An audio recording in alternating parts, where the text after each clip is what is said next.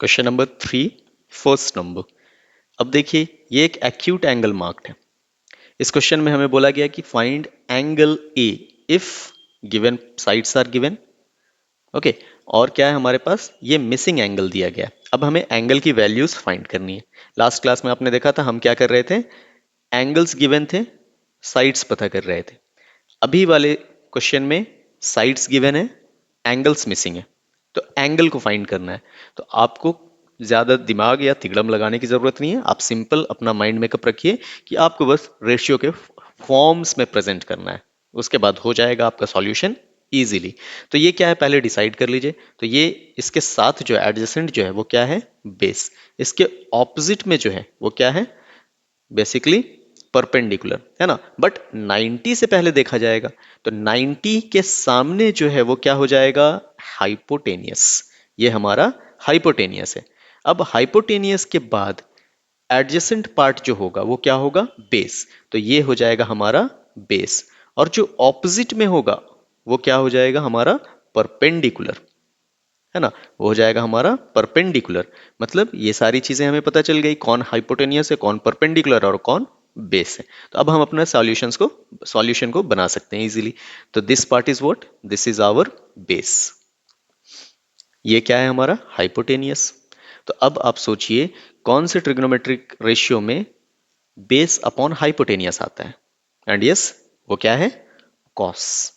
तो but angle तो दिया नहीं है, तो क्या लिखेंगे, cos of A is equal to base upon hypotenuse.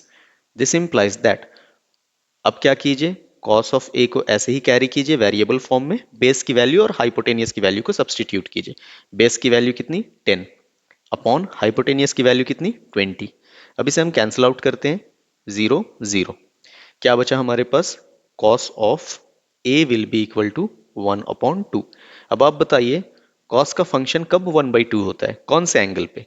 तो यस, वो क्या है, कॉस ऑफ 60 डिग्री जो होता है वो 1/2 के इक्वल होता है। तो हमें इक्वल करना है, ए की वैल्यू निकालनी है, तो हम इधर क्या लिखेंगे, हम यहां पर लिखेंगे cos of A equals to, इसके जगह पे इसकी वैल्यू को सब्सटीट्यूट कीजिए। मतलब कौन से एंगल पे ये फंक्शन जो है वो 1/2 होगा।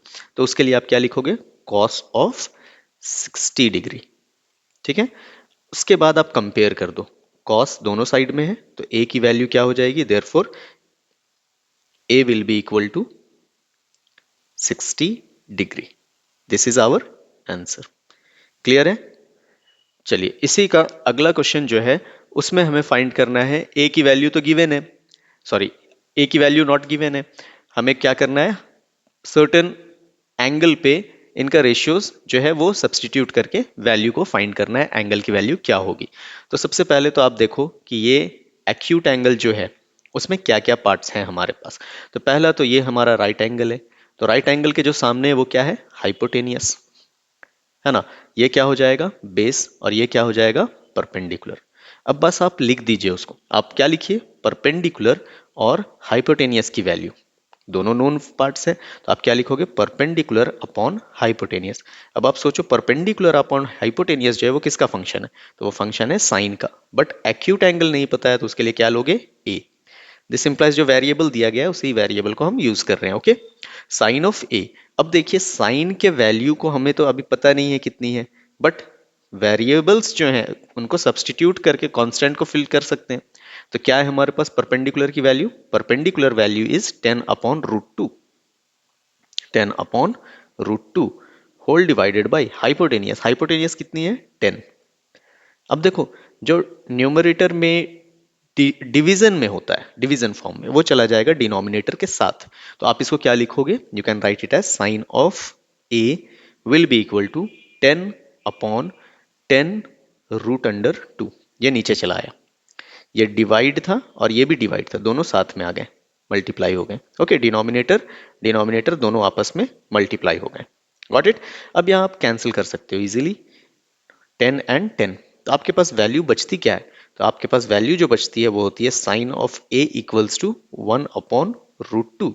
और साइन की वैल्यू जो है कौन से एंगल पे √2 होती है, वो होती है 45 डिग्री पे। तो आप लिखोगे क्या, sine of A will be equal to sine of 45 degree. अब कंपेयर कर दो, therefore what is the value of A is equal to 45 degrees. Clear है? चलिए इसका थर्ड पार्ट भी हम लोग सॉल्व कर लेते हैं। थर्ड पार्ट में क्या है, सेम टाइप का क्वेश्चन है। ये देखिए एक्यूट एंगल गिवन है बट मिसिंग है ना। और एक्यूट एंगल, ये राइट एंगल है, राइट एंगल के सामने कौन है, हाइपोटेनियस। ठीक है, अब ये एक्यूट एंगल है तो एक्यूट एंगल के नीचे कौन है, बेस। ठीक है, अब इसके ऑपोजिट में कौन है, तो इसके ऑपोजिट में है परपेंडिकुलर। यहां तक क्लियर है? तो आपको परपेंडिकुलर गिवन है और क्या गिवन है, बेस। तो आप परपेंडिकुलर अपॉन बेस करोगे तो परपेंडिकुलर अपॉन बेस किसकी फंक्शन है, tan की। तो आप क्या लिखोगे, यू विल राइट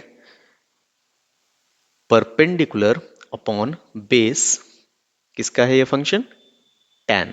और tan का कौन सा वैल्यू, tan का a, acute angle। This implies that tan of a will be equal to perpendicular, what is perpendicular, your perpendicular is 10 root under 3, okay, 10 root under 3 whole divided by base, base कितना है 10, cancel कर दो 10 and 10। तो अब बताइए tan की कौन सी value जो है वो √3 देती है। This implies that tan of a can be compared as both will be equal, okay। तो tan √3 कब होता है, जब tan जो है वो 60 डिग्री पे होता है। देयरफॉर a की वैल्यू कितनी हो गई, 60 डिग्री।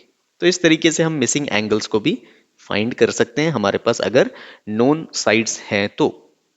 क्लियर है? चलिए नेक्स्ट क्वेश्चन अगले वीडियो में